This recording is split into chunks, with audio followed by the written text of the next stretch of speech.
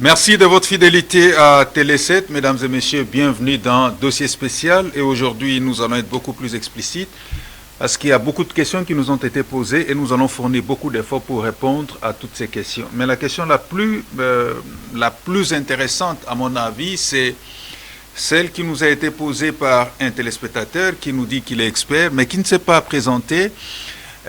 Nous saluons son humilité parce qu'il nous dit que il suit nos émissions, il aime tout ce qu'on est en train de faire, même si beaucoup de personnes trouvent que je suis un peu technique, mais lui, il arrive au moins à nous comprendre. C'est vrai, je suis technique parce que la matière sur laquelle j'aborde, elle est technique, et à un certain moment, je suis obligé d'être technique pour amener cette technicité à la compréhension globale, mais il arrive des fois aussi que nous nous perdions, que nous restions dans la technicité.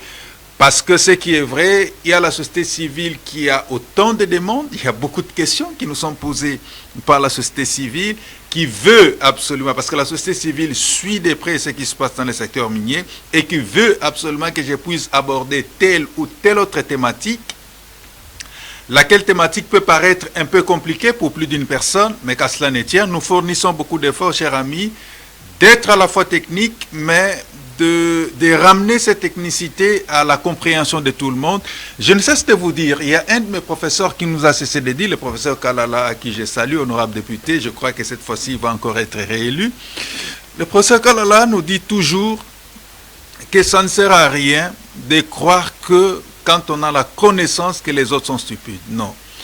Il faut faire un effort que cette connaissance soit partagée par une large opinion, soit partagée par beaucoup de personnes, c'est-à-dire votre connaissance à vous, vous devez fournir beaucoup d'efforts de la simplifier et de la rendre disponible à tout le monde. Mais si vous avez des connaissances qui ne sont pas disponibles à tout le monde, ça ne sert absolument à rien.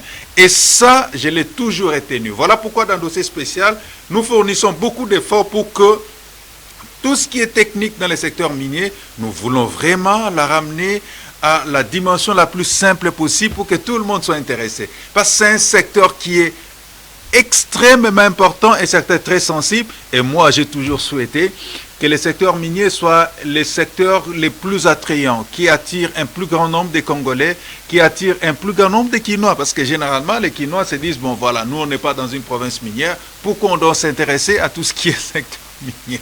Ça peut être un réflexe. Mais je me dis, mais la question dont il est question, excusez-moi la tautologie, mais c'est une question nationale. La loi, elle est impersonnelle. La loi couvre pratiquement toute l'étendue de la République démocratique du Congo. Donc, on a intérêt à connaître. Aujourd'hui, vous habitez Kinshasa. Demain, vous pouvez vous retrouver dans la province de là-bas. Pourquoi pas? Vous serez à Kolwezi et vous allez commencer à chercher les émissions de Raymond? Non. Même si mes émissions, je suis en train vraiment de les partager sur l'ensemble du territoire national, particulièrement dans les provinces minières, nous fournissons beaucoup d'efforts, que les différents confrères qui sont là puissent relayer nos différentes émissions, tout pour les communautés locales. Nous sommes là en train de nous battre, surtout pour les communautés locales. Parce que l'administration minière a la compétence, elle a la maîtrise, elle a l'expertise. Les sociétés minières ont la compétence, ont l'expertise. Et vous allez voir que dans les champs de bataille entre la société, les sociétés minières et l'administration minière, les champs de bataille sont au niveau des communautés locales. Et si la communauté locale n'est pas outillée, n'est pas aiguisée, n'est pas suffisamment informée, je me dis qu'il y aura un problème. Elle peut être distraite et perdre ses droits alors qu'elle a les droits qui sont prévus dans les codes miniers. Et face à cette distraction-là, certaines sociétés minières peuvent également jouer à la ruse et ne pas faire ce dont les codes et les règlements miniers les exigent vis-à-vis de cette communauté-là. Et l'administration minière, en complicité, je ne dis pas que ce sont des choses qui arrivent, en complicité avec les sociétés minières, peuvent ne pas aussi impliquer les communautés locales. D'où, à notre avis, nous sommes appelés à sensibiliser davantage ces communautés locales à ça. Donc je disais que nous allons vraiment nous battre pour que les communautés locales soient suffisamment sensibilisées et nous allons également nous battre pour que ce soit l'administration minière, que ce soit les sociétés minières, sachent que les communautés locales ont des droits et nous devons impérativement travailler pour que les droits des communautés locales soient sauvegardés. Donc je disais que les champs de bataille, que ce soit des sociétés minières, que ce soit de l'administration minière, c'est au niveau des communautés locales. Donc les communautés locales sont appelées à connaître suffisamment l'air. C'est important. Et vous qui êtes en train de me suivre, si vous êtes impacté par un projet minier, vous avez l'obligation de connaître. Mais on nous impacte, quels sont les droits? Voilà pourquoi je salue cette question pertinente qui m'a été posée. Est-ce que M. Raymond, c'est un expert qui m'a posé cette question, même si elle ne s'est pas présentée. Je n'ai pas aussi bien retenu les sigles de son association, mais c'est une association qui est basée à Colosie, et parce qu'à Colosie, on est très suivi. Et il nous dit ceci, il arrive des fois qu'il n'arrive vraiment pas à mieux cerner la différence qui existe entre les cahiers des charges et la dotation 0,3. Alors, il nous demande, est-ce qu'il y a moyen de nous aider en des termes simples d'établir cette différence qui existe entre les cahiers des charges et la dotation 0,3% du chiffre d'affaires minimum du titulaire. Alors, nous allons vraiment fournir beaucoup d'efforts pour essayer de, non pas seulement de rencontrer la préoccupation de notre ami, mais d'aider plus d'une personne. Et il y a même certains experts de la société civile qui n'arrivent peut-être pas à cerner cette différence-là. Est-ce qu'il y a vraiment une différence où il y a des nuances prêtes? Nous allons comprendre lorsque nous allons chercher à décortiquer cette matière qui, à mon avis, est très importante et ça mérite un certain nombre de compréhensions. Est-ce qu'il y a une différence? Je vais expliquer en des termes simples. Peut-être à la maison, vous êtes expert, vous allez comprendre certaines nuances. Et même vous qui êtes en train de me suivre, peut-être vous vous posez la question, c'est quoi 0,5 chiffre d'affaires? C'est quoi les cahiers des charges? Je vais chercher à expliquer de façon simple pour que tout le monde puisse comprendre. Nous sommes dans le secteur minier. Et dans le secteur minier, il faut mettre en tête que nous avons d'un côté l'administration minière, et dans l'administration minière, nous avons les cabinets du ministre, c'est-à-dire les ministères. Nous avons le secrétariat général ainsi que toutes les directions. Et ici, généralement, je parle souvent de la direction des mines, direction des géologies. Je parle souvent de la direction technique. Je parle également de la direction chargée de la protection de l'environnement minier. Toutes ces directions-là, dans le secrétariat général. Et vous avez également certains organes spécialisés. Vous avez notamment les SAIMAP, vous avez les CTCPM, vous avez les FOMIN, vous avez le Service national de géologie du Congo. Tous ces services-là, ou les CEC également, pourquoi pas, j'oublie souvent les CEC, tous ces services, c'est ce qu'on appelle l'administration minière. Ça représente l'État congolais dans le secteur minier. Alors, vous avez un autre acteur qui vient, qui trouve qu'il y a déjà un cadre bien préparé, lequel cadre est administré par l'administration minière qui est le représentant de l'État congolais dans le secteur minier. Laquelle administration base son expertise sur les règlements miniers et sur les codes miniers. Et un autre acteur qui arrive, c'est un acteur qui est important parce que c'est un acteur qui vient avec des capitaux, qui vient avec l'argent. Et cet acteur, au regard des codes et des règlements miniers, on l'appelle titulaire. Ce titulaire, c'est ce que vous appelez en d'autres termes l'entreprise minière. L'entreprise qui vient et qui veut évoluer dans le secteur minier, mais il va trouver déjà un cadre, notamment les cadres légal qui est là, les codes et les règlements miniers. Vous avez également le cadre administratif qui est là, l'administration est là, en train de jouer son rôle. Cette entreprise qui vient va évoluer conformément aux lois de la République démocratique du Congo. Et c'est là, au fait, que l'administration minière joue un rôle prépondérant.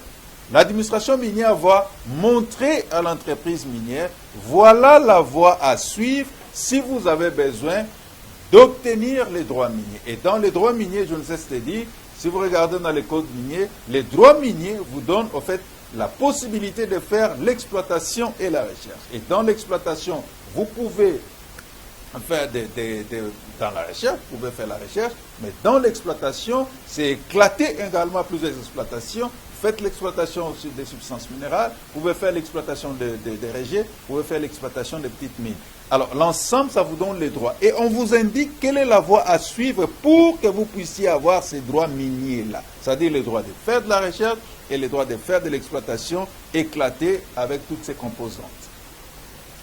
Et après que vous ayez obtenu ces droits qui vous donnent la possibilité de faire la recherche ou l'exploitation, on vous dira, messieurs, au-delà de ces droits que vous avez également des obligations.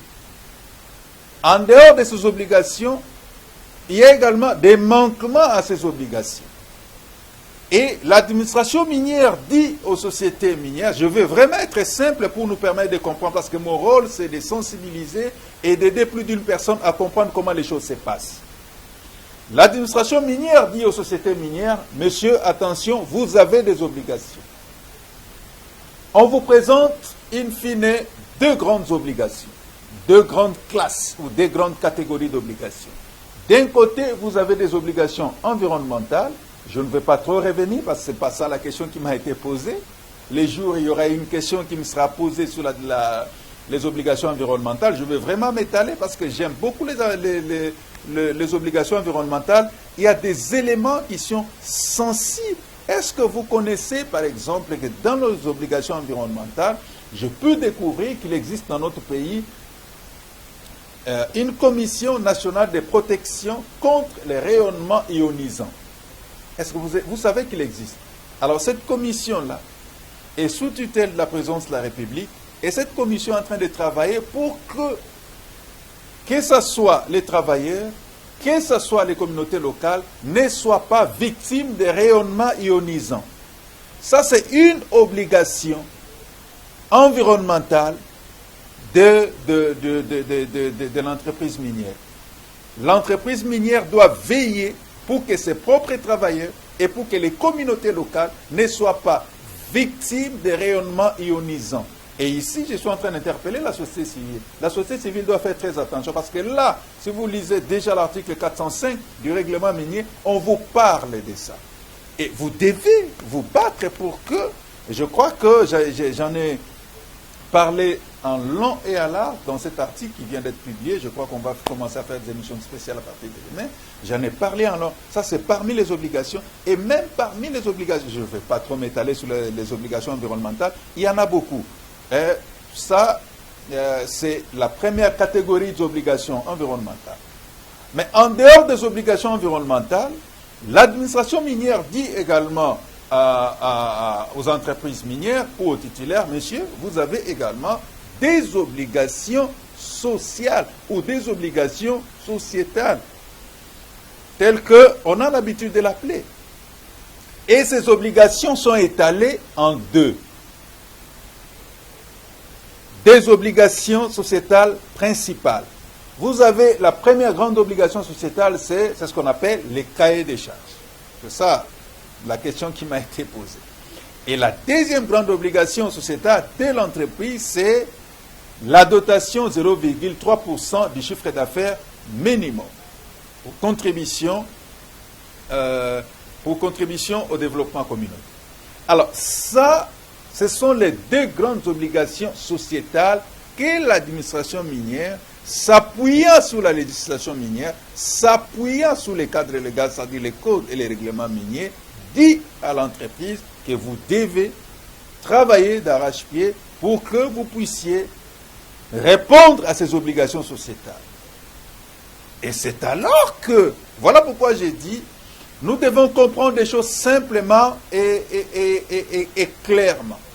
Je vous ai parlé de ces deux acteurs qui ont commencé, et il y a un autre acteur maintenant qui intervient, et cet acteur, c'est l'acteur qu'on appelle communauté locale, et ce sont les communautés locales qui seront bénéficiaires des obligations sociétales dont l'administration minière exige à l'entreprise minière de s'acquitter au profit des communautés locales. Donc vous comprenez qu'il y a un autre acteur qui intervient. Et cet acteur, c'est les communautés locales. Administration minière qui dit aux entreprises minières de respecter les obligations sociétales vis-à-vis des communautés locales. Et ces communautés locales-là, à un certain moment, Si vous descendez au Congo profond, à un certain moment, les communautés locales manquent d'informations.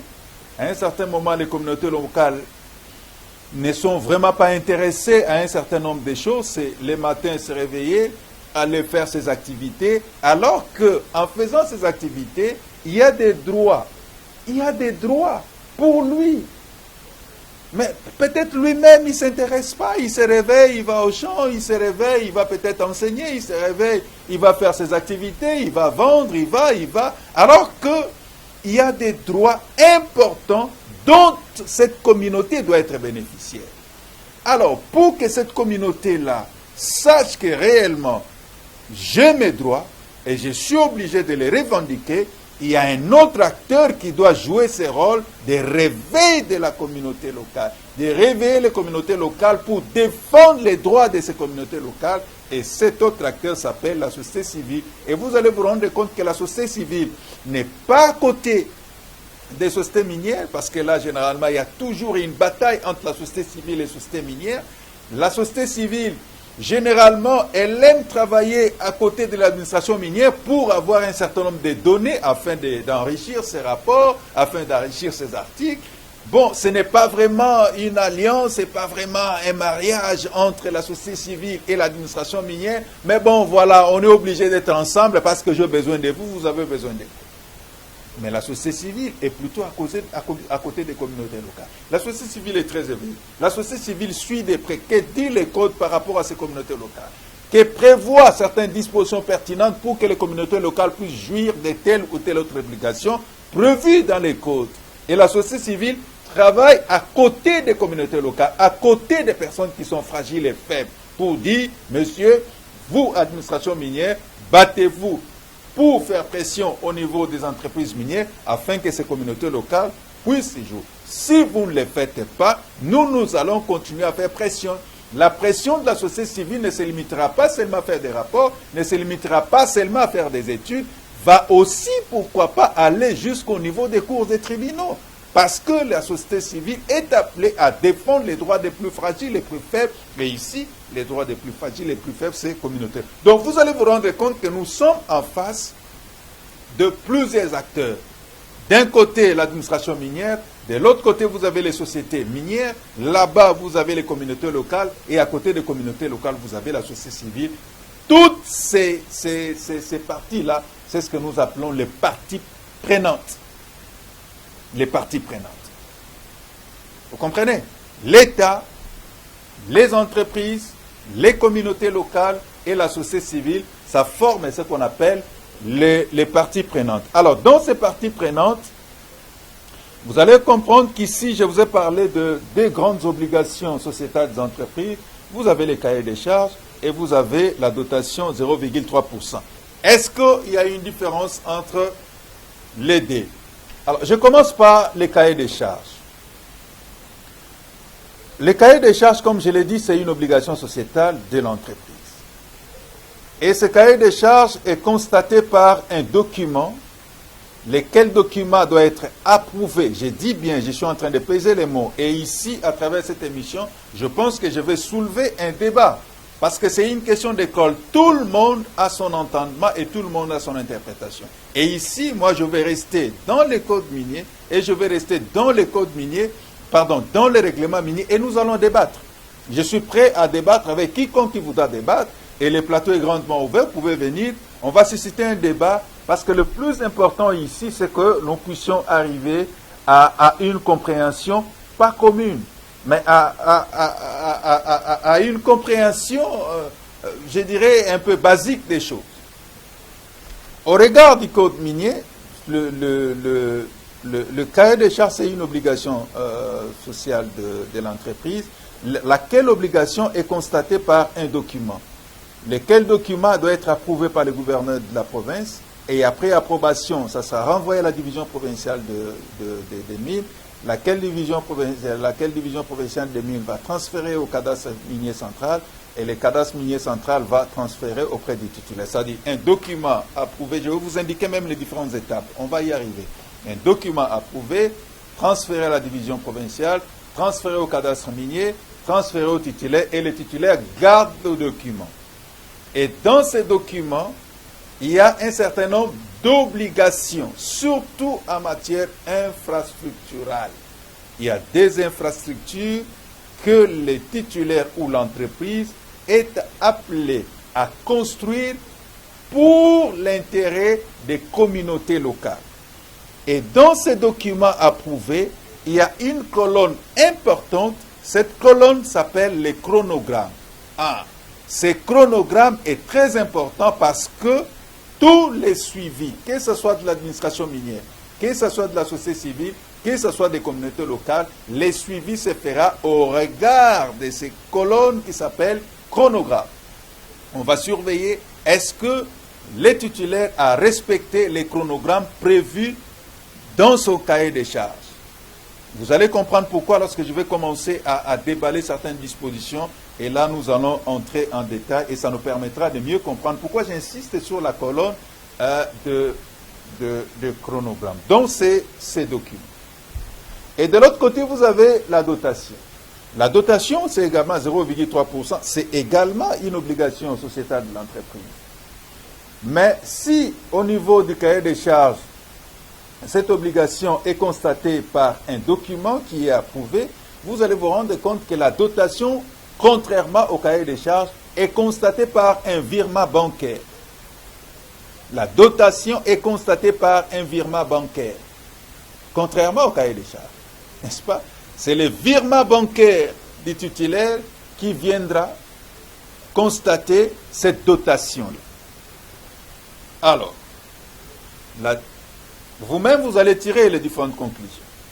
La deuxième étape, on est au niveau du cahier des charges. Je disais que c'est constaté par un document.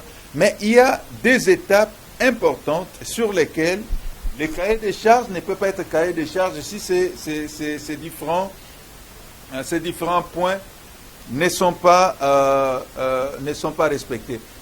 Alors, si vous voulez, je vais vous ramener rapidement à l'article, je crois, 414 sexies, si je ne me trompe pas, du règlement minier, 414 sexies.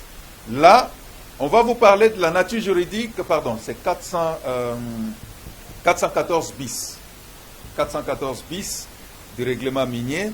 Là, nous allons vous parler des obligations sociétales des titulaires des droits miniers, notamment les cahiers des charges où on parle des modalités de négociation, d'établissement du cahier des charges. Si vous lisez, par exemple, à cet article-là, 414 bis du règlement minier, on va vous indiquer les différentes étapes pour l'élaboration d'un cahier des charges. Alors, j'ai retenu quelques étapes, notamment l'identification des besoins prioritaires des communautés locales. On ne peut pas se permettre d'élaborer un cahier des charges si on n'a pas identifié les besoins prioritaires des communautés locales. Quels sont les besoins de ces communautés locales-là? Je donne un exemple. Nous sommes dans la ville-province de Kinshasa. À supposer que la ville-province de Kinshasa, c'est une province minière. Nous allons, par exemple, dans la commune de Lingwala. OK? C'est dans la commune de Lingwala où nous avons des substances minérales qui doivent être exploitées par une entreprise X. Et l'administration minière est là pour surveiller le travail qui sera fait par l'entreprise. Et on dit à cette entreprise qui viendra exploiter dans la commune de Lingwala, attention messieurs, vous avez des obligations sociétales envers les habitants de la commune de Lingwala. OK?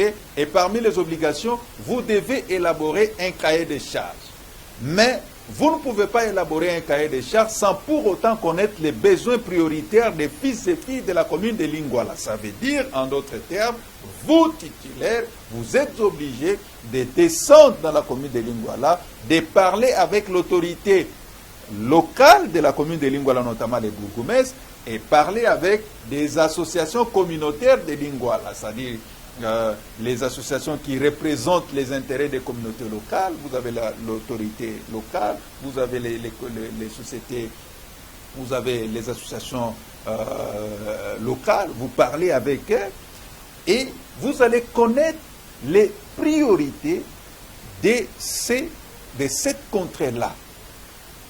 N'est-ce pas? Ça, c'est une étape importantissime. Vous ne pouvez pas vous réveiller un matin et vous dire, bon voilà, nous descendons à Lingouala et commencer à agir parce que nous sommes société. Non. Et aussi, une autre étape, ces besoins prioritaires-là doivent être approuvés à travers des réunions communautaires, et desquelles réunions doivent être populaires. N'est-ce pas? Vous avez identifié les besoins prioritaires à travers l'autorité locale, à travers les associations communautaires.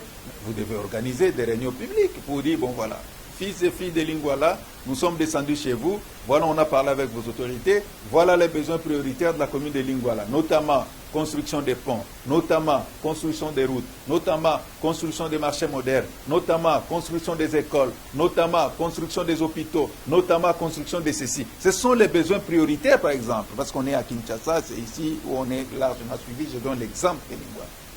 OK? Et il faut que ces besoins prioritaires des habitants de Lingouala soient approuvés par une réunion publique. La réunion, là, elle est communautaire, mais elle doit être publique. Tout le monde approuve, c'est alors que la société va aller travailler les besoins prioritaires et envoyer ces documents au niveau du gouverneur de la province pour approbation. Vous comprenez? Ça, nous sommes au niveau du cahier des charges. On vous indique très clairement la démarche à suivre. Donc, vous avez les communautés locales qui sont là, vous avez l'État congolais qui est représenté au travers de l'administration minière, et même certaines administrations qui ne sont pas minières, certaines administrations qui sont intéressées parce qu'il y a des infrastructures sanitaires, le ministère de la Santé doit être intéressé, le ministère des ITP, et ainsi. Il y a d'autres ministères sectoriels qui doivent être également impliqués, notamment le ministère des Affaires sociales, et ainsi. Les autres ministères sectoriels doivent être impliqués. Donc, en d'autres termes, l'État congolais est présent, les communautés locales sont présentes, vous avez les titulaires ou l'entreprise minière, elle est également présente. On élabore les cahiers de charges. Ça, on est au niveau du cahier de charges. Pour son élaboration, vous allez vous rendre compte qu'il y a une gymnastique telle que tout le monde doit être totalement impliqué. Mais par contre, pour la dotation, on vous dit, bon, voilà, la dotation, je l'ai dit, doit être constatée par les virements, mais ces virements bancaires-là, c'est-à-dire ici, c'est les chiffres d'affaires pour l'exercice, par exemple, annuel, les chiffres d'affaires produits, l'entreprise est appelée à virer dans les comptes de l'organisme spécialisé qui sera chargé de ces 0,3%. C'est 0,3% de son chiffre d'affaires. C'est beaucoup d'argent. Il faut qu'il y ait un compte ouvert où la société doit virer cet argent. De l'autre côté, il n'y a pas encore de virement. Je ne sais pas si je me fais comprendre. Il n'y a pas encore de virement. Mais ici, il y a un virement bancaire qui doit être fait au niveau de la dotation. Laquelle dotation, on vous dit, bon voilà, selon les règlements miniers et les codes miniers, ces virements bancaires-là, ces montants-là, des 0,3% du chiffre d'affaires de l'entreprise, je ne sais pas si vous voulez vraiment que j'aille avec des exemples simples pour permettre à tout le monde de comprendre, parce qu'ici, le plus important, c'est de permettre à tout le monde de comprendre. Je ne suis pas très fort en calcul, mais souffrez quand même que je prenne un petit montant. Mais ce sont des montants faramineux. On vous donne, par exemple, l'entreprise au courant de l'année vous produit, par exemple, 100 millions de dollars américains comme chiffre d'affaires annuel. Faites les calculs à la maison. Benoît, essayez de me faire, généralement, même si je pose la question à Benoît, il fouille. Mais vous prenez par exemple 100 millions, j'ai besoin juste d'un chiffre. Prenez 0,3% de 100 millions de dollars américains, amenez-moi un chiffre, peut-être les gens qui sont à la maison. Faites également les calculs chez vous. C'est un exemple que je donne, mais ce n'est pas vraiment ça, mais c'est beaucoup d'argent. Vous faites, Benoît, fais-moi les calculs. 0,3% des 100 millions, c'est combien? Amène-moi les chiffres, comme ça nous allons avancer. Donc, vous comprenez que l'entreprise produit X montant des bénéfices annuels de son chiffre d'affaires annuel et la loi exige ou oblige à l'entreprise de soutirer 0,3% pour le développement communautaire.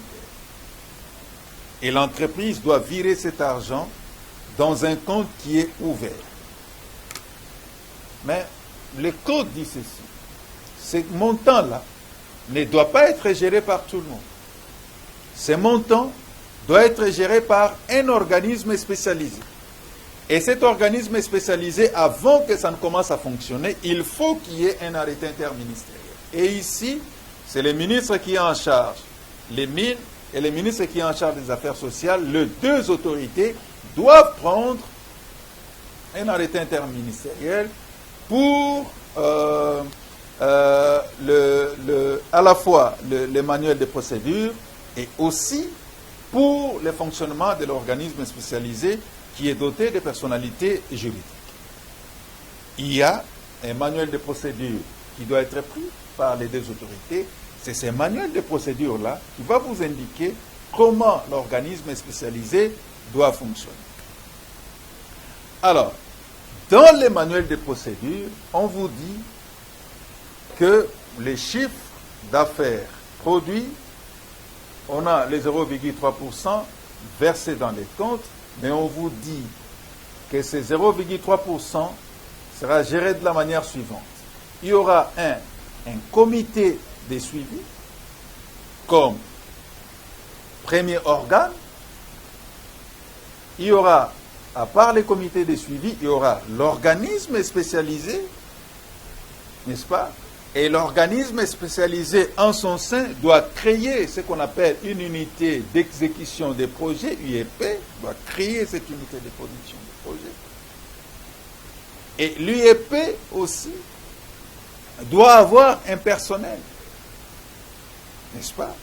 Et c'est de cette façon-là que les choses vont se passer. Donc, vous avez les comités de suivi, vous avez l'organisme spécialisé et vous avez l'UEP, unité d'exécution des projets. Là, ça devient intéressant. Parce que de l'autre côté, n'oubliez pas, j'ai déjà parlé du cahier des charges, la procédure pour l'élaboration du cahier des charges. J'ai dit, si vous allez dans l'article 414 bis du règlement minier, on va vous indiquer les différentes étapes.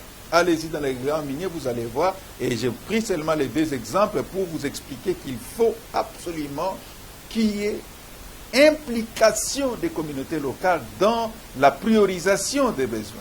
J'ai expliqué et nous avons déjà fini cette étape. Mais ici également, je vous ai montré que nous aurons un organisme spécialisé qui est appelé à gérer ces montants-là, les 0,3. Benoît, j'attends les chiffres jusque-là. Il n'y en a pas? Voilà. Donc, c'est cette unité de production, cette unité d'exécution des projets qui doit gérer. Donc, vous comprenez que au niveau de la forme et du fond, le 2 là ne fonctionne pas presque de la même façon. Alors, le comité de suivi sera dirigé par les deux autorités qui ont pris l'arrêté interministériel, qui peuvent également être représentés par les différents responsables des services spécialisés, notamment les fonds sociaux, et de l'autre côté, vous avez la direction chargée de la protection de l'environnement minier, qui sont là en train de représenter les autorités dans ce comité de suivi qui est appelé à faire le suivi de la gestion de ces 0,3% là. Parce qu'on ne va pas vous laisser vous-même en train de gérer cet argent, non. Et dans l'organe spécialisé, on vous dit, vous en tant qu'organe spécialisé, vous devez avoir les représentants de la société, vous devez avoir les représentants des communautés locales, vous devez avoir les représentants de l'État, ainsi de suite. Ça, c'est au niveau de l'organisme. Et au niveau maintenant de l'IEP, ça, ce sont des experts, les experts qui peuvent être pris moyennant leurs compétences. Ces experts-là ne viennent que pour exécuter les projets identifiés par l'organisme spécialisé. On doit se comprendre. Pour exécuter, parce que c'est une unité d'exécution des projets. Ils sont là pour exécuter les projets. Il y a un comité, il y a l'unité d'exécution des projets qui est là, et les choses avancent. Donc, vous comprenez que ici aussi, dans la dotation, on doit procéder à la sensibilisation communautaire, pourquoi pas. Parce que vous ne devez pas de vous-même vous réveiller un matin et commencer à exécuter des projets qui ne sont pas en conformité avec les besoins prioritaires de la communauté. Et c'est là où, au fait, nous devons susciter un débat. Le débat ici, c'est au niveau de la société civile, le débat, c'est au niveau de l'administration minière, et le débat, à mon avis, c'est au niveau de... Benoît, je n'ai pas compris, c'est 3 millions, c'est ça? 3 millions. Donc, vous comprenez que ce n'est pas une mince affaire. J'attendais les chiffres. Là, on dit par exemple les 0,3% des 100 millions de dollars américains, c'est 3 millions. Alors, on doit virer 3 millions dans un chiffre, et c'est un organe spécialisé qui doit gérer ces 3 millions. Et lesquels organes spécialisés? Dans l'organe spécialisé, il y a les représentants de toutes les parties prenantes là-bas dedans. Mais pour que les parties prenantes ne puissent pas s'entretuer, voilà pourquoi on a créé une unité de projet. Je salue la sagacité. On a créé une unité d'exécution des projets. Là, il y a des techniciens, notamment les financiers, qui doivent être même nommés moyennant appel d'offres. Donc, c'est pour dire que c'est sérieux. Et les autres peuvent être nommés moyennant leur expertise, moyennant leurs compétences, et ainsi de suite. Ils doivent être nommés de ces. C'est eux qui gèrent. Et on éclate même les pourcentages. On vous dit, dans ces 0,3%, vous prenez 90%, vous les mettez rien que pour l'exécution des projets, rien que pour les projets, et les 10 autres pourcents pour le fonctionnement du comité de suivi et pour le fonctionnement de l'organisme spécialisé. Donc, vous avez 4% pour le comité de suivi et 6% pour l'organisme spécialisé. Et dans les 6%, il y a également un petit pourcentage qui va au niveau de l'unité d'exécution des projets. Donc, c'est pour vous dire que c'est beaucoup d'argent. Et lequel argent ne doit pas être géré vaille que vaille. Tout le monde doit avoir un œil et tout le monde doit connaître et comprendre pourquoi vous avez fait ci, vous avez fait ça. Pourquoi vous avez choisi ce projet et pas tel autre projet. Et tout le monde est appelé à se surveiller. Donc ici, au niveau de la dotation, l'entreprise a produit. L'entreprise a l'obligation de prendre 0,3% de son chiffre d'affaires transféré dans un compte, lequel compte doit être géré par un organisme spécialisé, lequel organisme spécialisé a un comité de suivi qui est en train de les surveiller, et même lui-même, en tant qu'organisme spécialisé, doit créer également une unité d'exécution des projets, et lui, organisme spécialisé, surveille l'unité d'exécution des projets. L'organisme spécialisé est surveillé par les comités de suivi. Donc tout le monde surveille tout le monde pour une gestion transparente de ces 0,3%. 3 millions de dollars américains, ce n'est pas une mince affaire, mesdames et messieurs, c'est beaucoup d'argent. Et ça ne doit pas être géré comme on le veut. On identifie les besoins prioritaires et c'est l'unité d'exécution des projets qui doit exécuter un certain nombre de projets prioritaires pour l'intérêt des communautés locales. Je ne sais pas si je me fais comprendre. C'est là où la nuance est en train d'être faite pour que vous puissiez comprendre d'où est cette différence-là. Du côté des cahiers de charges, après approbation telle que je l'ai dit, le cahier de charges est renvoyé au niveau de la direction provinciale des mines, cadastre minier central, et on renvoie les documents au niveau du titulaire ou de l'entreprise minière. C'est l'entreprise minière, n'est-ce pas, qui doit respecter les besoins prioritaires des communautés couchés dans les cahiers de charges moyennant un chronogramme de travaux. C'est l'entreprise lui-même. Il y a des copies au niveau du gouvernorat, au niveau du cadastre minier central, au niveau de la direction provinciale des mines, et les autres parties prenantes sont en train de surveiller maintenant est-ce que l'entreprise est en train de respecter les chronogrammes tels que nous nous sommes entendus. Les documents est au niveau de l'entreprise. Ça, c'est une nuance d'État. Première nuance, les cahiers de charges et au niveau de l'entreprise minière, c'est l'entreprise lui-même, au travers de son budget social, qui doit commencer à exécuter les travaux ou les besoins prioritaires des communautés locales, moyennant les chronogrammes couchés dans les cahiers des charges. Mais par contre, la dotation 0,3%, c'est le chiffre d'affaires minimum de l'année mis dans un compte, lequel compte est géré par un organisme spécialisé, lequel organisme spécialisé fonctionne suivant les prescrits du manuel de procédure, et dans les moyens de procédure, il y a un comité de suivi qui doit surveiller l'organisme spécialisé, et l'organisme spécialisé doit créer une unité de production, une unité d'exécution des projets pour la gestion rationnelle de ces montants. Donc, ce n'est pas l'entreprise qui exécute les travaux, n'est-ce pas, des constructions des infrastructures communautaires, c'est plutôt un organisme spécialisé. Contrairement au cahier des charges, c'est l'entreprise elle-même qui exécute les travaux tels que nous nous sommes entendus avec les communautés locales, moyennant un chronogramme. C'est ça la nuance que je voulais soulever.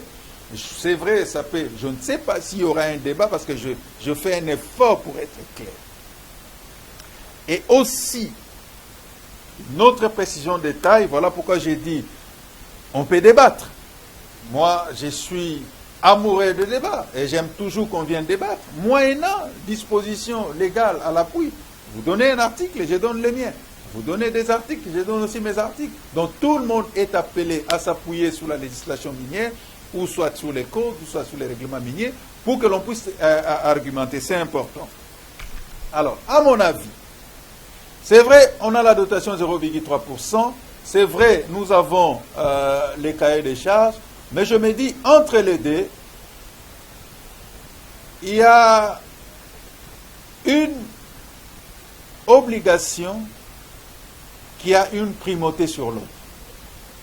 Laquelle obligation a un impact réel sur la validité du droit minier. Mais l'autre n'a pas un impact réel sur la validité du droit minier. C'est important et c'est une précision d'État. On peut débattre, je suis d'accord. Si je vous amène, par exemple, à l'article 196 du Code minier, vous allez vous rendre compte qu'on vous présente les différentes conditions de maintien de la validité du droit minier.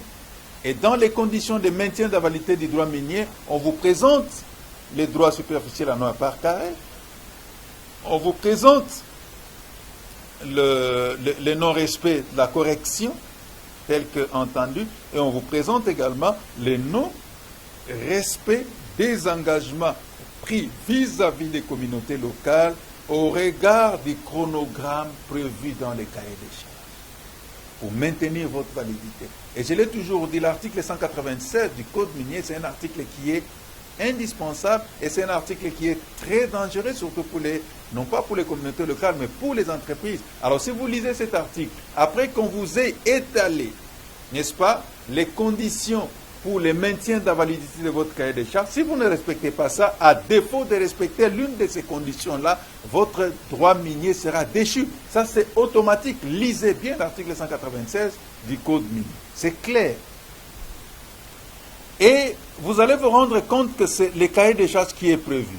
Si vous ne respectez pas les chronogrammes ou les engagements pris dans les chronogrammes du cahier des charges, votre droit minier sera déchu. Ça, c'est un. Je vous amène au niveau de l'article 286, toujours du droit minier, du Code minier. Là, on vous parle des manquements. Et on vous dit, parmi les manquements, il y a le non-paiement de droits superficiels en 1 par carré et on vous dit également le non-respect des engagements pris dans les cahiers des charges suivant les chronogrammes. N'est-ce pas? On peut lire autant d'articles. Je vous donne les différentes dispositions pour que vous allez lire à la maison. Article 286 du Code minier. Et on peut aller même plus loin. On peut lire avec vous l'article 560. Et je vous épargne des autres dispositions. si on prend l'article 561 du règlement minier, article 562, article 563, je vous prie plutôt de lire l'article 561 du règlement minier, où on vous parle également des membres. Et on vous dit, par exemple, en cas de manquement, si nous sommes dans la procédure de la déchéance d'un droit minier. Et je ne cesse de dire que dans la procédure de la déchéance des droits miniers, on vous présente 3 étapes indispensables. Lesquelles 3 étapes sont couchées, mesdames et messieurs, dans l'article 561, l'article 562 et l'article 563 du règlement minier. Dans l'article 561, on vous présente la notification. On va commencer par vous notifier pour qu'on aboutisse à la déchéance. Et l'article 562, on vous présente l'inscription. Et l'article 563, on vous parle du retrait. Mais revenons à l'article 561. Dans l'article 561, on vous dit, on va vous notifier pour les causes suivantes, notamment le non-respect des engagements pris dans les chronogrammes vis-à-vis des communautés locales ou l'exécution de certains projets d'intérêt communautaire. C'est pour vous dire que la dotation, et même au niveau de la dotation, si vous regardez dans les codes miniers, on n'en a pas parlé, on a effleuré, mais dans les règlements miniers, c'est plus l'article 414 sexies et l'article 414 septies. Ce sont les 2 articles indispensables où on est revenu sur la dotation 0,3%. C'est pour vous dire, voilà pourquoi j'ai dit c'est une opinion qui peut être débattue par plus d'une personne. Et je souhaite que ça soit débattu. C'est ça les souhaits. Donc, la primauté du cahier des charges, c'est la dotation 0,3% parce que le manquement au cahier des charges pousse l'administration minière à déclencher la procédure de la déchéance des droits miniers. Mais maintenant, je pose la question. C'est vrai, c'est une obligation sociétale. Mais quelle est la disposition dans les codes et dans les règlements miniers qui fait que si on manque à l'obligation des 0,3%, on peut déchoir un titulaire de son droit minier? Je n'ai pas vu.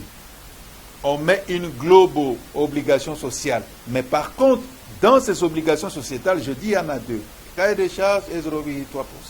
Et on ne parle que d'une seule obligation qui peut pousser l'administration minière à déclencher la procédure de déchéance d'un droit minier et laquelle procédure commence par la notification, passe par l'inscription et ça chute par les retraits. Et je voudrais qu'on puisse débattre. Voilà pourquoi je dis, même dans mon article, je l'ai souligné, c'est vrai, aujourd'hui on peut parler des 0,3%, c'est une bonne chose, il y a un engouement, il y a les manuels de procédure qui est là, je suis totalement d'accord, c'est une très bonne chose, mais c'est mieux pour moi de focaliser plus l'attention au niveau du cahier des charges, parce que dans le cahier des charges, c'est l'entreprise elle-même qui est appelée à faire les travaux, parce que si l'entreprise ne le fait pas, il y a une obligation qui pèse sur elle, et manquer à cette obligation sociale, ça peut les pousser à connaître une déchéance de son droit minier. Mais manquer à l'obligation sociale des 0,3%, ça peut pousser les titulaires à être déchus de son droit minier. C'est une question que je pose à tout le monde. À mon avis, je dis non. Certes, c'est une obligation sociale, mais manquer à son obligation, ça ne peut pas pousser à l'administration minière d'épousser de déchoir les titulaires de son droit minier. Non. On doit nous prouver par les dispositions. Ici, j'ai évoqué la disposition, l'article 196, ça dit très clairement, et ça parle du cahier des charges. L'article 286 du Code minier, ça parle très clairement du cahier des charges. Je vous amène à l'article 561 du règlement minier, ça vous parle du cahier des charges. Et nulle part, on a parlé de la dotation 0,3%. C'est une obligation qui est importante et je vous ai même expliqué la manière dont on va gérer. C'est bien ficelé, c'est bien calé, mais sauf que les législateurs congolais n'en font pas une obligation. Lorsqu'on en manque, on peut être déchu de son droit minier. Ça, c'est un débat que je soulève et je souhaiterais que tous les experts qui sont en train de me suivre, de débattre avec moi, de m'envoyer également leurs préoccupations, de m'envoyer leurs préoccupations, de m'envoyer leur point de vue et je serai très content de lire également certains points de vue sur mon plateau. Alors je dis et j'insiste que c'est une obligation sociale et étant une obligation sociale, on ne parle pas seulement des 0,3%, on parle également des cahiers des charges. À chaque fois qu'on parle d'obligation sociale, on revient généralement sur les cahiers des charges dont les législateurs, là élevés, auront des éléments. Si on manque à cette obligation, automatiquement, on peut déclencher une procédure de déchéance de votre nom. C'est important de les souligner. Voilà pourquoi j'insiste pour dire, nous pouvons débattre, et c'est toujours important de soulever un débat, et moi je suis prêt à débattre avec tout le monde, que ce soit la société civile, que ce soit l'administration minière, on est prêt à débattre, on peut sortir nos codes et nos règlements, entrer en profondeur, et nous allons les décortiquer ensemble. Tout simplement, comme on dit, c'est du choc d'idées que j'ai la lumière. Personne n'a la science infuse, personne n'a le monopole de la connaissance, et voilà pourquoi nous donnons juste des avis pour que humblement, que tout le monde puisse également échanger avec nous et débattre, pourquoi pas. Je crois qu'à notre ami, on a essayé d'étaler les nuances, on a étalé la différence qui existe entre les deux.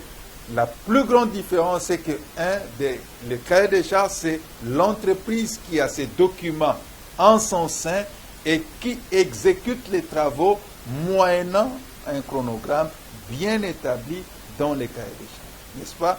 Mais de l'autre côté, la différence, c'est qu'au niveau de la dotation 0,3%, c'est l'entreprise qui libère une part de son chiffre d'affaires, les met dans un compte, lequel compte est géré par un organe spécialisé. L'organe spécialisé fonctionne au regard du manuel des procédures de la gestion de la dotation 0,3%. Il peut parler à l'encontre de ces manuels de procédure. Et dans ces manuels de procédure, il y a la création des comités de suivi, lesquels comités de suivi en train de surveiller ce que l'organisme spécialisé fait. L'organisme spécialisé, en son tour, crée en son sein une unité d'exécution des projets, laquelle unité d'exécution des projets est en train d'exécuter les projets prioritaires. Et avant même de faire quoi que ce soit, l'organisme spécialisé va organiser des sensibilisations populaires pour identifier également certains besoins prioritaires des communautés locales. Donc, c'est à double titre que le législateur a mis cela en place. Voilà pourquoi les législateurs congolais ne pouvaient pas à la fois imputer des obligations qui puissent pousser les sociétés à être déchues de leurs droits miniers.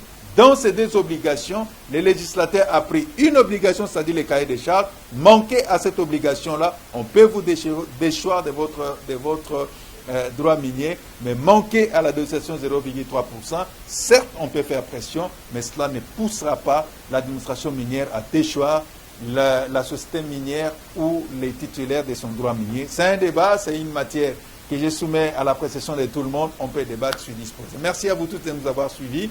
Demain, on sera là dans les éditions spéciales et nous allons décortiquer un article qu'on venait d'écrire par rapport à la dotation 0,3%.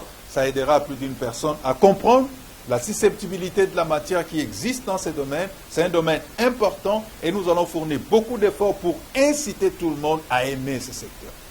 Il faut aimer les secteurs. Venez en tant que spécialiste. Nous allons être très contents et nous allons débattre autour des questions importantes, autour des questions existentielles, autour des questions qui feront ce que la République démocratique du Congo soit cotée parmi les grandes nations minières à travers le monde et ça ne sera que bénéfice pour tout le monde. On n'est pas là pour nous entretuer, non, mais on est là juste pour partager les connaissances et les connaissances, quand on les partage, voilà pourquoi on dit en français, c'est du choc d'idées que jaillit la lumière. Le débat est lancé et j'attends vos réactions. Au revoir et à demain. Merci.